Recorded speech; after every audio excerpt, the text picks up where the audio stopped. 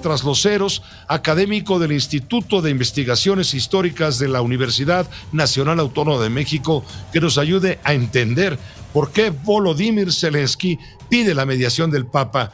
Jorge, doctor Trasloceros, gracias por aceptar la invitación para este espacio de Grupo Fórmula. ¿Cómo te va? Buenas tardes. Pepe, ¿cómo estás? Un placer estar aquí contigo. Ojalá el motivo fuera distinto, pero aquí estamos con mucho gusto. Mira, parte has adelantado en la introducción al comentario. Yo creo que hay 4 elementos que me parece que son muy importantes para entender la actitud de Zelensky, ¿no? Bueno, primero le está invitando a todo mundo a que intervenga, a que medie. Pero ¿por qué el Papa? ¿Por qué el Papa Francisco, el líder de la Iglesia Católica Romana?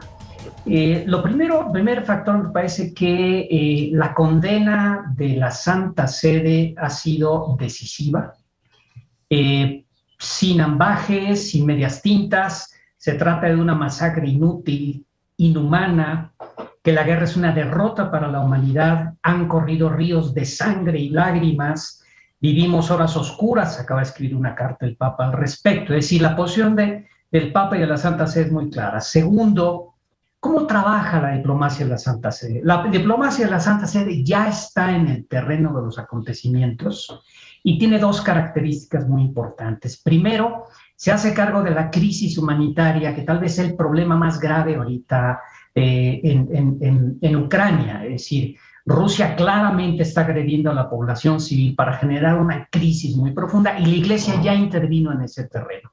Segundo, es un país básicamente cristiano en 3 grandes confesiones, como tú mismo lo has declarado. Y es el tercer elemento que hay que poner aquí, el elemento religioso.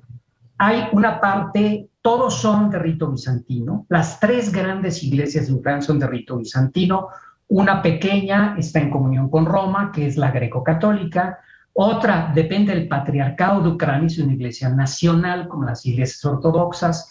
Y otra tercera parte depende espiritualmente del patriarcado de Moscú.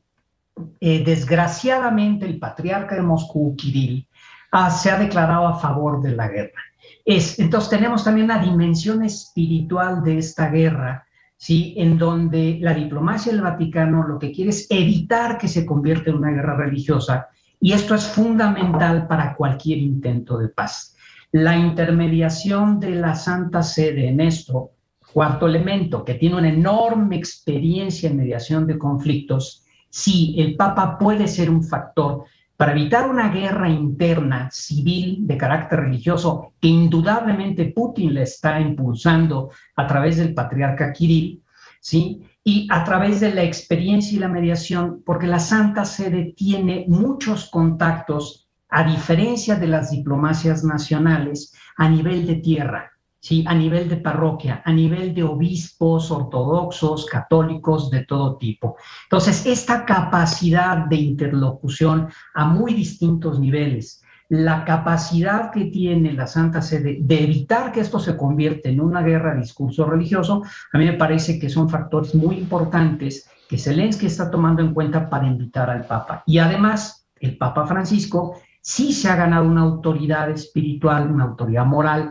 a nivel mundial por sus distintas iniciativas, sea en el Amazonas, sea a favor de los migrantes, sea siempre intervención de paz. Y recordemos algo muy importante, Pepe.